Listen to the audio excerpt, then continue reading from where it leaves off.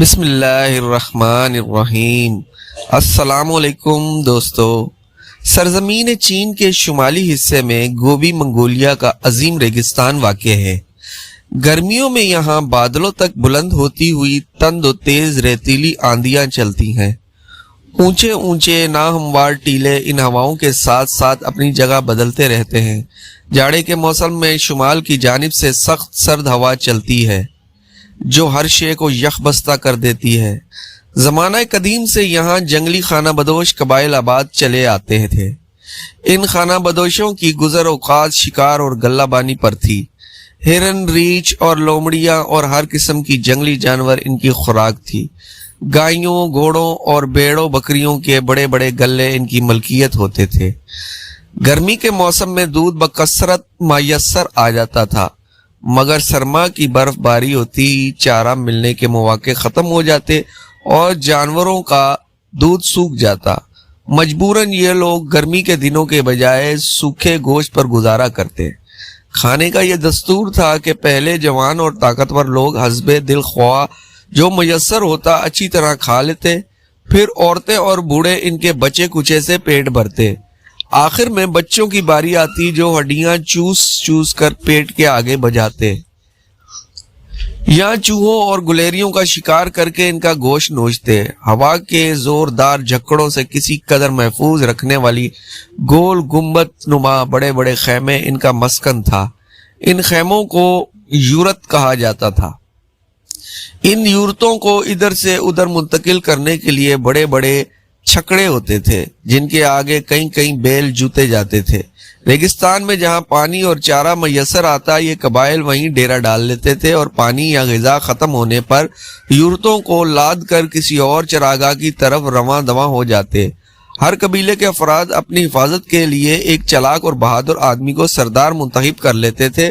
پانی اور چارے کی تلاش میں پسندیدہ مقامات پر قبضے کے سلسلے میں یہ قبائل اکثر آپس میں کشت و خون کرتے رہتے تھے۔ ایسے موقع پر سردار کی دانش مندی اور جرأت ہی اپنے قبیلے کو دشمن کی زک سے محفوظ رکھتی تھی۔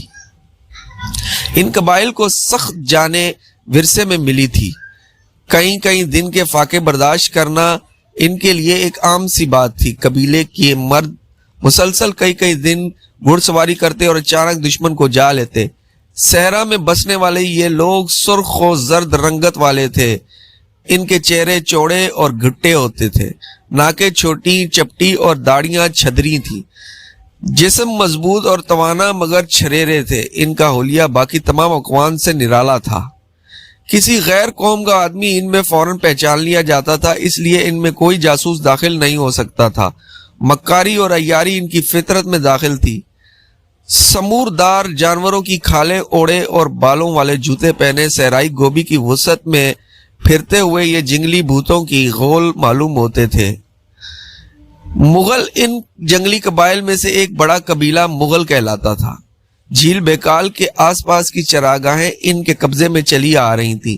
یہ سرسبز علاقہ اس جھیل سے لے کر منچوریا کے سرحدی پہاڑوں تک پھیلا ہوا تھا۔ اس میں دو ندیاں بھی بہتی تھیں۔ صنوبر کے درخت قطار در قطار نظر آتے تھے۔ بے حد وسیع و عریض صحرائے گوبی کے شمال میں یہ حصہ ان قبائل کے لیے گویا جنت تھا۔ یہاں قابض ہونے کے لیے مختلف قبائل حملہ آور ہوتے رہتے تھے مگر کامیاب نہ ہوتے تھے۔ اس لیے مغل قبیلہ جو کہ شمالی گوبی کا سردار تھا ہر جارحیت سے نمٹنا جانتا تھا۔ سردار یسوکائی کے ہاں بچہ پیدا ہوا جس کا نام تموجن رکھا گیا۔ ابھی تموجن کی عمر 13 برس ہی تھی کہ اس کا باپ دشمن کے ہاتھوں مارا گیا۔ قبیلے والے کو اس کے 9 عمر بیٹے سے حفاظت و نگہبانی کے فرائض کامیابی سے انجام دینے کی امید نہ تھی۔ وہ ادھر ادھر بکھر کر دوسرے سرداروں کے ماتحت چلے گئے۔ تموجن کی ماں اولون، اس کا بھائی کسار اور چند وفادار ساتھی پیچھے رہ گئے۔ دشمن قبائل حملے کے لیے موقع کی طاق میں تھا۔ انہوں نے تموجن کو قید کر لیا اور گاؤں کو آگ لگا دی۔ اس کی خاندانی مقبوضات دشمن کے پاس چلے گئے۔ بظاہر قصہ نمٹ گیا تھا مگر تموجن کی تقدیر میں کچھ اور تحریر تھا۔ وہ چکمہ دے کر دشمن کی قید سے نکلنے میں کامیاب ہو گیا اور اپنے گاؤں واپس آیا۔ اسے خاکستر پایا۔ اس نے اپنی ماں، بھائیوں اور چند دوسرے اہل خاندان کو ساتھ لیا اور دشمن پر ضرب لگانے کا موقع تلاش کرنے کے لیے پہاڑی دروں میں چھپتا پھرا۔ اس نے مستقل طور پر اپنی آبادی سرزمین کو چھوڑنے کی بجائے وہیں رہ کر مقابلہ کرنے کا فیصلہ کیا۔ دشمن شکاری کتوں کی طرح اس کی بو سونگھتے پھر رہے تھے، مگر وہ تموجن کو نہ پکڑ سکا۔ دشمن کے خلاف کامیاب مزاحمت سے اس کے بکھرے ہوئے قبیلے کے بہت سے افراد سمجھ گئے کہ تموجن قبیلے کو منظم و محفوظ رکھ سکتا ہے۔ وہ ایک ایک کر کے واپس آ کر اس سے ملنے لگے۔ تموجن کی بھی ابتدائی جدوجہد یہی تھی کہ کسی طرح اپنے قبیلے کا شرازہ جمع کیا جائے۔ اسی دوران 17 سال کی عمر میں وہ بورتائی کو بیاہ لایا، لیکن ابھی کچھ دن ہی گزرے تھے کہ ٹنڈرا کے قدیم جنگلی حملہ آور ہو کر اس کی بیوی کو اغوا کر کے لے گئے۔ تموجن جو کہ پہلے ہی انتقامی آگ میں جل رہا تھا، مزید براختہ ہو گیا۔ ایک چھاپہ مار کارروائی کے ذریعے اس نے اپنی بیوی واپس لے لی، مگر وہ اپنے پہلے بیٹے جوجی کے نسب کے بارے میں ہمیشہ شکی رہا۔ چالاکی، مکاری، بے خوفی اور غیظ و غضب بچپن سے اس کے خمیر میں تھے۔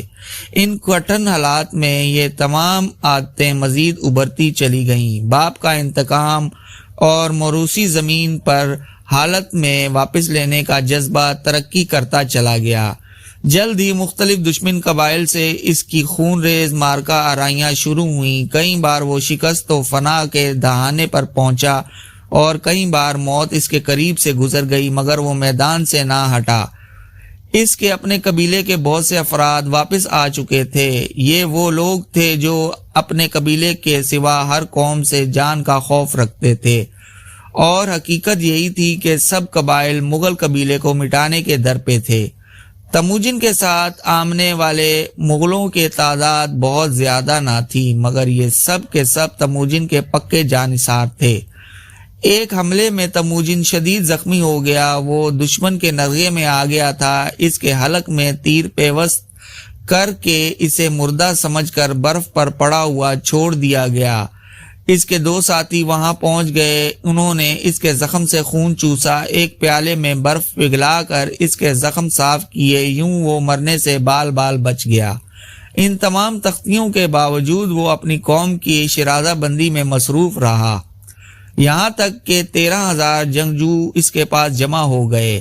اب تک ان کا کوئی مستقبل پڑاؤ نہ تھا۔ دشمن سے تحفظ کے لیے اور خوراک کے حصول کے لیے انہیں بہت جلد اپنی جگہ بدلنا پڑتی تھی۔ ایسے ہی ایک سفر کے دوران ان کے قدیم دشمن تائجوت قبیلے نے ترغتائی نامی شخص کی قیادت میں ان کا راستہ روک لیا۔ یہ 30,000 مسلح تائجوت تھے۔ تموجن نے نہایت برمحل اور ماہرانہ انداز سے اپنی صفیں ترتیب دیں اور مقابلے پر آ گیا۔ دن بھر کی مارکا آرائی کے بعد 6,000 تائجوت مارے گئے اور بقیہ پسپا ہو گئے۔ تائجوت وہی قبیلہ تھا جس نے تموجن کو قیدی بنا کر اس کا گاؤں جلا دیا تھا۔ اس شکست سے ان کے اقتدار پر کاری ضرب لگی۔ اس کے ساتھ ہی تموجن کی نخوت و تکبر میں بھی اضافہ ہو گیا اور اس نے باقاعدہ سرداروں والے ٹھاٹ باٹ اختیار کر لیے۔ اس کے قبیلے کا یاک کی 9 دموں والا پرچم سربلند ہوتا گیا۔ روز بروز اس کے ساتھی بڑھنے لگے۔ بغورچی اس کا دیرینہ رفیق تھا اور کسار اس کا چھوٹا بھائی، اس کا دست راست تھا۔ جبی نویان، صوبدائی بہادر اور مکولی بہادر 3 انتہائی لڑاکے اور سفاک نوجوان سالار اس کے لیے ہر مارکے میں کامیابی کا پیش خیمہ تھے۔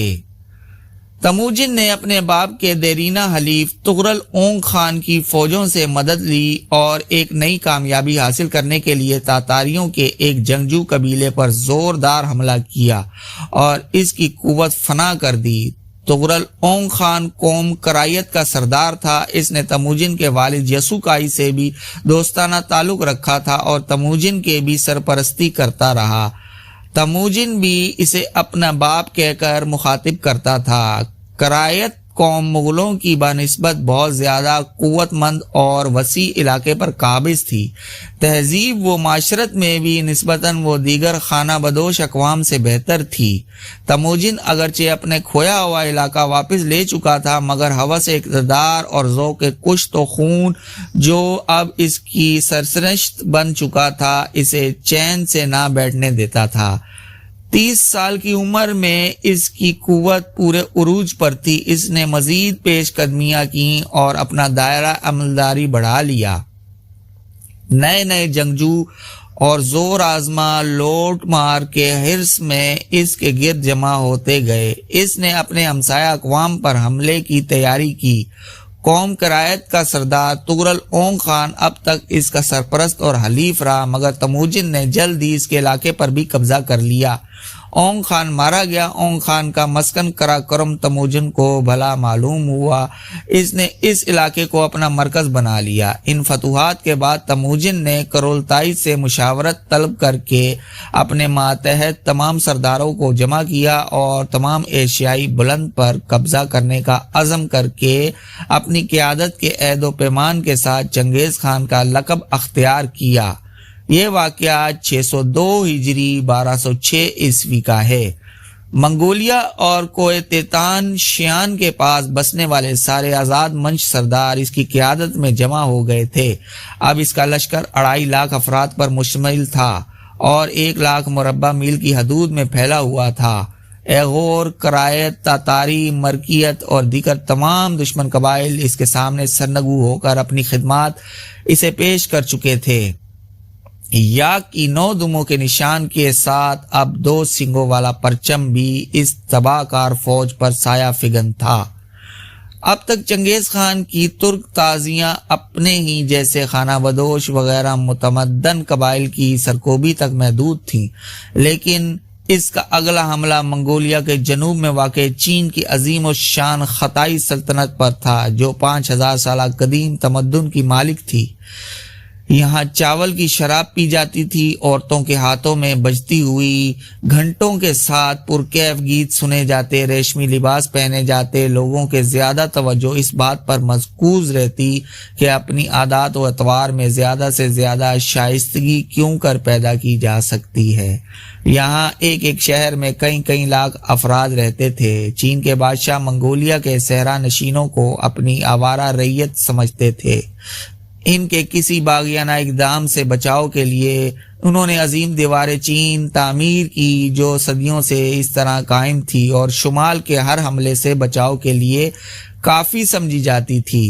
اس دیوار پر 6 گھوڑے ایک ساتھ دوڑ سکتے تھے۔ چنگیز خان نے جن منتشر بلکہ متضاد قبائل کو مسخر کیا تھا، ان کو متحد رکھنے کا اس کے نزدیک صرف اور صرف ایک ہی طریقہ تھا، وہ تھا دوسری قوموں کو نیست و نابود کرنے کی مصروفیت۔ وہ جانتا تھا کہ اگر اس نے ان جنگجوؤں کو فارغ چھوڑ دیا تو یہ آپس میں کٹ مریں گے۔ خطا کی عظیم اور بے حد وسیع مملکت پر یلغار سے پہلے چنگیز خان نے آس پاس کی تمام حریفوں کی سرکوبی ضروری سمجھی تاکہ وہ اس کے لیے بعد میں کوئی مصیبت نہ کھڑی کر دیں۔ اس نے حیا کی سلطنت پر حملہ کیے لیے بذات خود پیش قدمی کی اور انہیں اپنا تابع کر لیا۔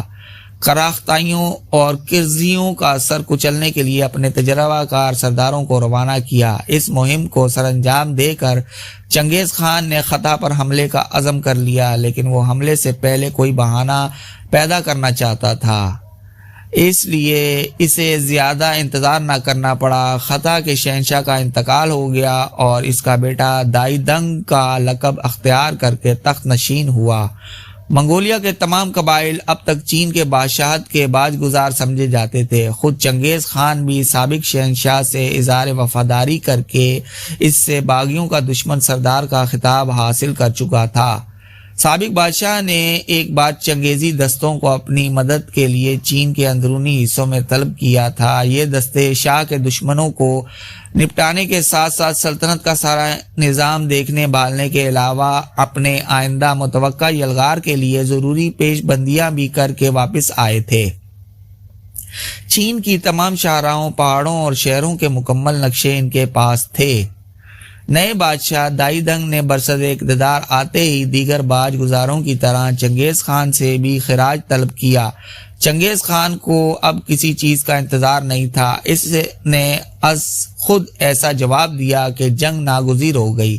اس نے شاہ چین کے قاصد دائی سے پیغام سن کر نفرت سے تھوکتے ہوئے کہا، دنگ جیسے بے وقوف کو خراج ادا کر کے خود کو ذلیل کیوں کرواؤں؟ ہاں، اگر دائی دنگ چاہے تو ہمارے تابع رہ کر حکومت کر سکتا ہے۔ اگر وہ اس پر آمادہ نہیں تو ہم سمندر کی موجوں کی طرح بھرا ہوا لشکر لے کر آ رہے ہیں۔ کچھ عرصے بعد ایک ٹڈی دل لشکر کے ساتھ چنگیز خان نے چین کا رخ کیا۔ ہر اول 30,000 منتخب سپاہیوں پر مشتمل تھا، جبکہ قلب اور دونوں بازوؤں میں مجموعی طور پر 3 لاکھ افراد تھے۔ ناقابل تسخیر دیوار چین عبور کرنے کے لیے اس کے جاسوسوں کا سرحدی قبائل کے ساتھ ساتھ گٹھ جوڑ کام آیا اور لشکر کھلے دروازوں سے حدود خطا میں داخل ہو گیا۔ ایک طویل اور صبر آزما مارکا آرائی شروع ہو گئی جو کئی سال تک جاری رہی۔ ہر سال بہار کے موسم میں تاتاری پیش قدمی کرتے اور خزاں کے موسم میں ٹھہر جاتے۔ آہستہ آہستہ اہل چین کی مدافعت کمزور پڑتی گئی۔ دائی دنگ چین خاندان کا آخری بدقسمت بادشاہ ثابت ہوا۔ وہ بدشگونی کا شکار ہو کر وقت سے پہلے ہمت ہار بیٹھا اور دارالحکومت پیکنگ کو چھوڑ کر بھاگ گیا۔ تاتاری افواج نے کچھ عرصے کے محاصرے کے بعد پیکنگ بھی فتح کر لیا۔ قدیم چینی بادشاہت پامال ہو گئی۔ کوریا تک کا وسیع علاقہ تاتاریوں کے آگے مسخر ہو گیا۔ چنگیز خان مکولی بہادر کو چین میں اپنا نائب مقرر کر کے اپنے آبائی ریگستانی دنیا میں واپس لوٹ آیا۔ اس کی عمر 55 سال سے متجاوز ہو چکی تھی۔ اس کے کئی سالہ طویل مہم نے اسے بری طرح تھکا دیا تھا اور کسی نئی یلغار سے قبل اسے آرام کی ضرورت تھی۔